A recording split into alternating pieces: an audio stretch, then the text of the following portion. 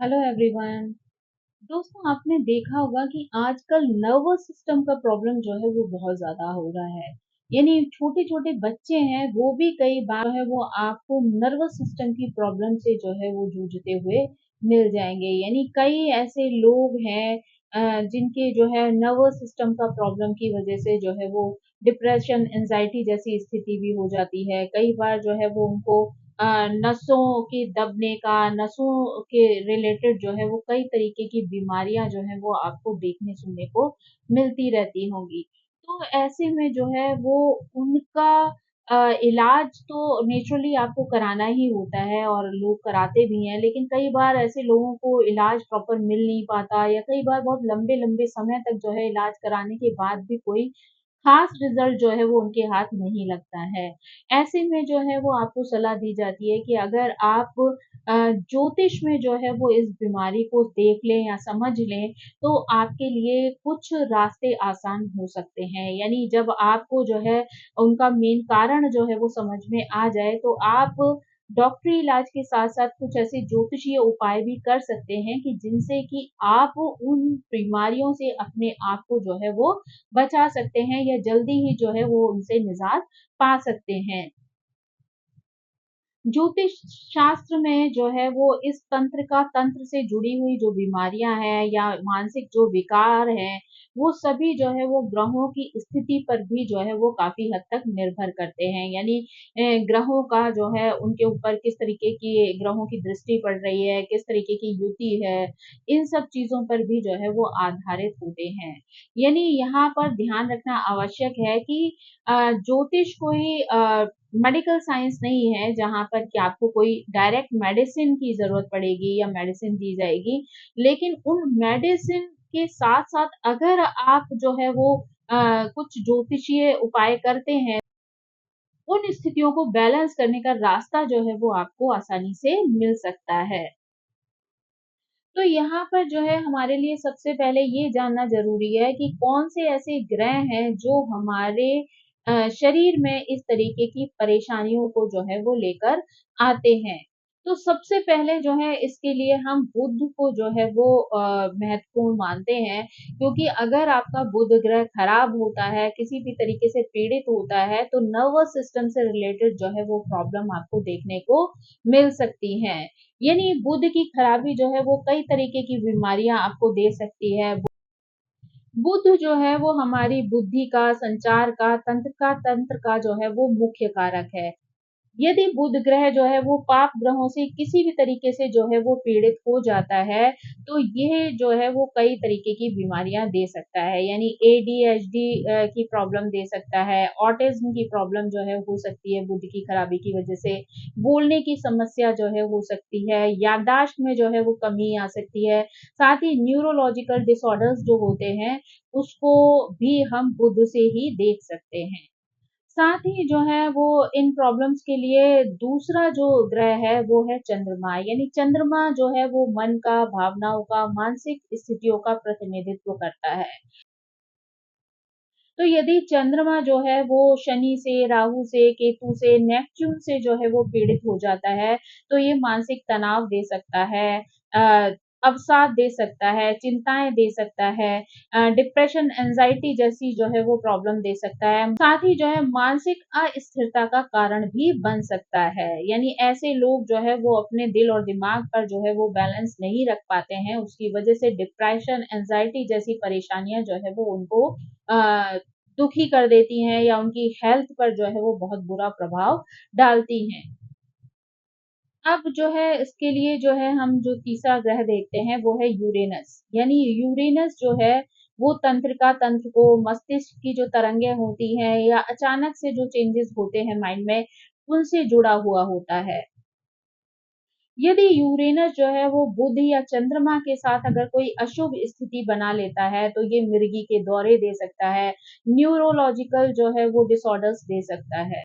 अब अगर हम जो है वो नेपच्यून की बात करें, तो ये ग्रह जो है वो मनोवैज्ञानिक भ्रम जो होता है, नशा है या मानसिक असमर्थता की स्थिति को जो है वो दर्शाता है या बताता है। नेपच्यून की जो है अगर बुध और चंद्रमा के साथ जो है वो दृष्टि संबंध बन जाए तो यहाँ पर नर्वस सिस्टम से या भ्रम से जुड़ी हुई कई तरीके की बीमारियां जो है वो व्यक्ति को फेस करनी पड़ सकती है या नर्वस ब्रेकडाउन की समस्या जो है वो आ सकती है। इन सभी बीमारियों के लिए जो है हम शनि को भी देखते हैं कई बार, क्योंकि शनि जो है वो विलंब का, अवरोध का, दीर्घकालिक जो रोग होते हैं उनका प्रतिनिधित्व करता है। यानी अगर शनि बुध या चंद्रमा पर जो है वो अगर खराब प्रभाव डाल रहा है तो ऐसे में व्यक्ति की धीमी सोच हो सकती है, मानसिक कठोरता हो सकती है, आत्म नियंत्रण में जो है वो समस्या आ सकती है, न्यूरो डेवलपमेंट डिसऑर्डर्स जो है वो देखे जा सकते हैं व्यक्ति के अंदर। तो ये सारी समस्याओं में जो है वो कहीं न कहीं शनि को भी जो है हम शामिल कर सकते हैं, जो कि इन परेशानियों को देने में जो है वो सहयोग कर सकता है। तो अगर हम सामान्य रूप से कहें तो इनके लिए जो सबसे महत्वपूर्ण ग्रह हैं इन बीमारियों के लिए, वो बुध है, चंद्रमा है, यूरेनस है, नेपच्यून है और साथ ही जो है वो शनि है। यानी ये 5 ऐसे ग्रह हैं जो बहुत ज़्यादा व्यक्ति को इन बीमारियों पर प्रभावित कर सकते हैं। अब यहाँ पर जो है अगर हम हाउसेस को देखें, जो थर्ड हाउस है वो आपकी तंत्रिका तंत्र को, हाथों को, है ना, हाथों के जॉइंट्स हैं या मस्तिष्क है, इन सभी को जो है वो प्रभावित कर सकता है। यानी थर्ड हाउस जो है वो इन चीजों से जुड़ा हुआ होता है और ऐसे में यहाँ पर अगर तंत्रिका तंत्र को प्रभावित करने वाले ग्रह भी जो है वो बैठ जाते हैं तो ये इस तरीके की बीमारियां जो है वो व्यक्ति को दे सकते हैं।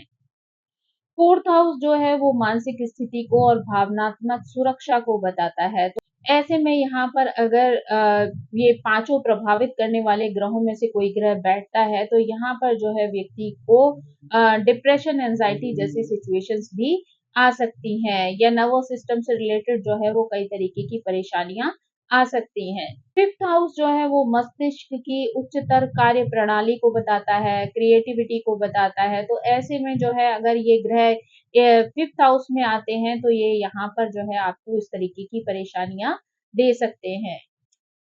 अष्टम और द्वादश भाव को हम छिपी हुई और गंभीर मानसिक बीमारियों जो है वो संकेत देने वाला मानते हैं। यानी अष्टम और ट्वेल्थ हाउस से जो है वो हमें गंभीर मानसिक बीमारियों के बारे में पता चल सकता है और स्पेशली अगर यहाँ पर वो पांचों ग्रह मौजूद हैं या पांचों में से कोई भी ग्रह मौजूद है तो ये और भी पुख्ता कर देता है इस स्थिति को। साथ ही 10th हाउस से जो है हम पैरों में जो आजकल जो साइटिका है या इस तरीके की जो प्रॉब्लम है जो नर्व्स से रिलेटेड हैं, उनको भी जो है वो देख सकते हैं। अब यहाँ पर जो है हम जानते हैं कि कुछ ऐसे विशेष योग या दशाएं होती हैं जो व्यक्ति को इस तरीके की बीमारियों की तरफ जो है वो धकेल सकती हैं। यानी उसमें अगर हम ग्रहण योग की बात करें, यानी चंद्रमा या सूर्य का अगर राहु या केतु के साथ कोई युति बन जाती है तो यहाँ पर मानसिक अवसाद या भ्रम की संभावना जो है वो हो सकती है। यानी ऐसे में व्यक्ति जो है वो कंफ्यूजन वाली स्टेट में जो है जा सकता है, नर्वस सिस्टम की प्रॉब्लम हो सकती है, सर में जो है वो दर्द जो है वो व्यक्ति के रह सकता है नर्व्स की वजह से, सिर की नसों में जो है वो पेन हो सकता है जिसकी वजह से व्यक्ति को जो है वो सोचने समझने में भी जो है वो कई बार कठिनाई होती है। बुध और राहु की अगर युति बनती है तो यहाँ पर भी जो है वो समस्याएं हो सकती हैं। यानी असामान्य सोच हो सकती है, वाणी से रिलेटेड विकार हो सकते हैं। आपने पार्किंसन की प्रॉब्लम सुनी होगी, वो भी कई बार जो है वो यहाँ पर देखी जा सकती है। अत्यधिक जो है वो इमेजिनेशन वाली स्थिति भी जो है यहाँ पर हो सकती है, जैसे व्यक्ति जो है वो कई बार भ्रम की स्थिति में भी चला जाता है। चंद्रमा और शनि का अगर कहीं पर कॉम्बिनेशन बन रहा हो, स्पेशली अगर चतुर्थ भाव में या अष्टम भाव में, तो वहां पर भी जो है व्यक्ति एंजाइटी और डिप्रेशन जैसी स्थिति में आ सकता है। यानी उसको जो है वो नर्वस सिस्टम की जो है वो प्रॉब्लम्स हो सकती हैं। केतु और मंगल की अगर युति बन रही हो चार्ट में तब भी जो है मस्तिष्क में चोट लग सकती है, उसकी वजह से तकलीफ हो सकती है या फिर अचानक से न्यूरोलॉजिकल डिस्टरबेंस जो है वो होने की संभावना होती है। अब अगर हम यहाँ पे दशा और अंतर्दशा की बात करें, यानी किसी विशेष ग्रह की दशा या अंतर्दशा की स्थिति में भी अगर कोई ग्रह पीड़ित हो जाता है, तो यहाँ पर जो है वो तंत्रिका तंत्र से संबंधित यानी नर्वस सिस्टम से संबंधित जो है वो परेशानियां हो सकती हैं। यानी जिन भावों से वो ग्रह जुड़े हुए होते हैं, उन भावों से संबंधित जो है वो परेशानी हो सकती है, उन ग्रह से संबंधित जो है वो बीमारी देखी जा सकती है। यानी स्पेशली अगर कोई दशा चल रही होती है ना, तो वो परेशानी और भी ज़्यादा उभर कर आ जाती है। यानी हो सकता है कि छोटी-मोटी प्रॉब्लम आपको पहले से भी हो रही हो, लेकिन स्पेशली जब उस चीज़ की महादशा आती है या अंतर्दशा आती है, तो वो चीज़ जो है वो हाइलाइट हो जाती है। यानी वो बीमारी जो है वो एटलीस्ट दिखना शुरू हो जाती है, जिसके अनुसार जो है आप उसके लिए इलाज कर सकते हैं। यानी अगर स्पेशली एक उदाहरण के रूप में कहा जाए, तो जब बुध की जो है वो महादशा आती है और ऐसे में बुध अष्टम हो, शनि से पीड़ित हो या राहु केतु की अंतर्दशा उनमें आ जाए, तो ऐसे में ऐसी बीमारियां जो है वो देखने को मिल सकती हैं। यानी मेंटल फॉग वाली प्रॉब्लम हो सकती है, कंफ्यूजन की स्थिति जो है वो आ सकती है, याददाश्त की जो है वो प्रॉब्लम आ सकती है, पार्किंसन की जो है वो प्रॉब्लम हो सकती है। तो जितनी भी जो नर्वस सिस्टम से रिलेटेड जो दिक्कतें हैं, वो जो है उस समय पे दिखना शुरू हो सकती हैं। यानी व्यक्ति जो है उस समय पर उन सारी परेशानियों का अनुभव जो है वो कर सकता है। तो स्पेशली अगर आपको किसी की महादशा में जो है वो प्रॉब्लम आई है, तो आपको उस चीज़ पर जो है वो ध्यान देना ज़रूरी है कि कौन-सी महादशा है, कौन-सी अंतर्दशा है और किस तरीके से वो ग्रह कहाँ पर बैठा हुआ है, किस स्थिति में है, तो आप उसके जो है उसकी आवश्यकता अनुसार जो है वो उपाय कर सकते हैं। यानी आपको जब ये पता चल जाए कि इसके पीछे का कारण क्या है, तो आप डॉक्टर से तो इलाज अपना करा ही सकते हैं, क्योंकि डॉक्टर के बिना इलाज के तो आप पूरी तरीके से बीमारी को ठीक नहीं कर सकते। लेकिन आप इलाज के साथ-साथ अगर कोई ज्योतिषीय उपाय करते हैं ना, तो उसमें भी जो है आपको अच्छा खासा सपोर्ट जो है वो मिल जाता है, तो आप जल्दी ही उस बीमारी से अपने आप को निकाल सकते हैं। यानी कि इससे पहले कि वो बीमारी की स्थिति इतनी ज़्यादा बिगड़ जाए कि आपका उस पे से कंट्रोल ही खत्म हो जाए, ना ज्योतिषीय, ना मेडिकल साइंस के हिसाब से, तो उससे पहले ही आपको जो है वो अलर्ट हो जाना चाहिए। जैसे ही आपको इस तरीके की कोई भी परेशानी दिखाई देती है, तो आपको तुरंत जो है वो इन चीज़ों का उपाय कर लेना चाहिए, मेडिकल साइंस के हिसाब से भी और एस्ट्रोलॉजी के हिसाब से भी। अगर आपका जो है वो बुध खराब है और ये बीमारियां जो है वो आपको बुध की वजह से हो रही है या बुध की महादशा में हो रही है, तो ऐसे में जो है आपको ग्रीन चीजों का जो है वो दान करना चाहिए। यानी हरे वस्त्र का आप दान कर सकते हैं, मूंग का दान कर सकते हैं, साथ ही हरी जो सब्जियां होती हैं, पालक आदि है, वो आप जो है वो गाय को खिला सकते हैं। साथ ही आप भगवान गणेश की जो है वो पूजा कर सकते हैं, या फिर आप किन्नरों को जो है वो दान दे सकते हैं, तो उससे भी जो है आपको लाभ मिल सकता है। या बुध के लिए आप छोटी-छोटी कन्याओं को भी जो है वो अगर मूँग की दाल का हलवा खिलाते हैं या कोई अच्छा चीज़ जो है वो गिफ्ट करते हैं उनको, तो उससे भी जो है वो आपको लाभ हो सकता है। अगर आप जो है वो चंद्रमा की वजह से जो है इन स्थितियों से पीड़ित हैं, यानी आपको जो है एंग्ज़ायटी, डिप्रेशन जैसी स्थितियाँ बन रही हैं, तो आप जो है दूध में गंगा जल मिलाकर जो है वो शिवालय में जाकर जो है वो अभिषेक भी कर सकते हैं। तो वहाँ पर आप शिवलिंग पर जो है वो अभिषेक कर सकते हैं। साथ ही जो है आप चंद्रमा को जो है वो दूध और जल मिलाकर जो है वो अर्घ दे सकते हैं। साथ ही चंद्रमा के मंत्रों का जाप कर सकते हैं, भगवान शिव की जो है वो आराधना कर सकते हैं, उससे भी जो है वो आपको लाभ मिल सकता है। साथ ही अगर आप जो है वो राहु केतु की जो है वो किसी स्थिति से पीड़ित हैं, तो ऐसे में जो है आप राहु केतु के उपाय जो है वो कर सकते हैं। यानी आप नारियल जो है वो जल प्रवाह कर सकते हैं, राहु केतु से रिलेटेड जो सामान होते हैं उनका आप मंदिर में दान दे सकते हैं। यानी आप केले मंदिर में दान दे सकते हैं, नींबू दान दे सकते हैं, काला सफेद कंबल जो है वो दान में दे सकते हैं। राहु से संबंधित यानी बारले आदि है वो आप जल प्रवाह कर सकते हैं। मछलियों को जो है वो भोजन करा सकते हैं, तो उससे आप राहु केतु के जो दोष हैं उनको आप कम कर सकते हैं। साथ ही शनि के लिए जो है आप शनि से संबंधित जो वस्तुएं होती हैं उनका दान भी कर सकते हैं।